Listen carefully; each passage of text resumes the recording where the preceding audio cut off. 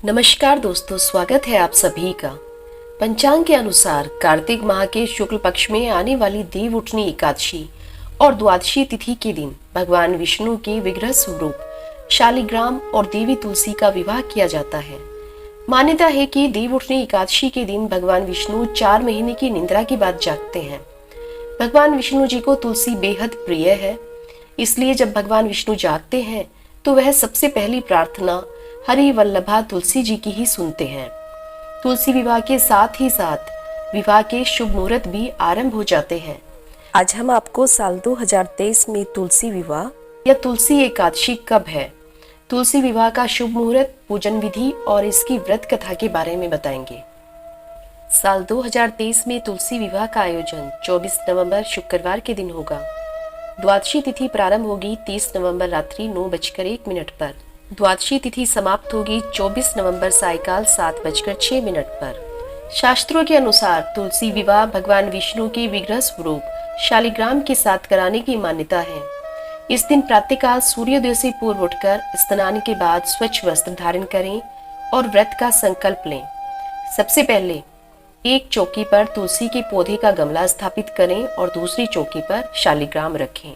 तुलसी के गमले में गन्ने का मंडप बनाएं और जल से भरा कलश रखें। अब घी का दीपक जलाएं। तुलसी और शालिग्राम पर गंगा जल छिड़ककर उन्हें रोली चंदन का टिक्का करें। अब तुलसी को सुहाग का प्रतीक लाल चुनरी, चूड़ी व अन्य श्रृंगार और पूजन सामग्री अर्पित करें। इसके बाद शालिग्राम को हाथ में लेकर तुलसी की परिक्रमा करें। इसके बाद व्रत कथा का पाठ कर आरती करें। तुलसी विवाह संपन्न होने के बाद सभी को प्रसाद वितरित करें। मान्यता है कि तुलसी विवाह करने से कन्यादान के बराबर फल प्राप्त होता है।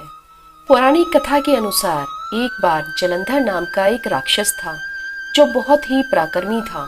उसकी वीरता का रहस्य उसकी पत्नी वृंदा का पतिव्रता धर्म था। एक बार जलंधर से परेशान होकर देवतागण भगवान विष्णु के पास गए और उनसे रक्षा की प्रार्थना की।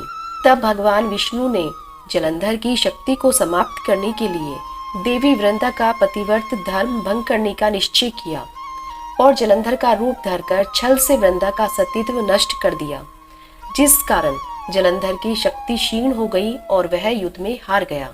जब वृंदा को भगवान विष्णु के छल का पता चला तो उसने भगवान विष्णु को पत्थर बन जाने का शाप दे दिया। इस घटना के बाद वृंदा सती हो गई। जिस स्थान पर वह भस्म हुई वहां तुलसी का पौधा प्रकट हुआ। तब भगवान विष्णु ने वृंदा के पतिव्रता धर्म से प्रसन्न होकर उसे वचन दिया कि तुम तुलसी बनकर सदा मेरे साथ रहोगी। जो मनुष्य तुम्हारे साथ मेरा विवाह करेगा वह परम धाम को प्राप्त होगा। तभी से विष्णु जी के एक रूप शालिग्राम के साथ तुलसी विवाह करने की परंपरा चली आ रही है। यदि आपको हमारे द्वारा दी गई ये सभी जानकारी पसंद आई हो तो चैनल को सब्सक्राइब, लाइक और शेयर करना ना भूलें। धन्यवाद।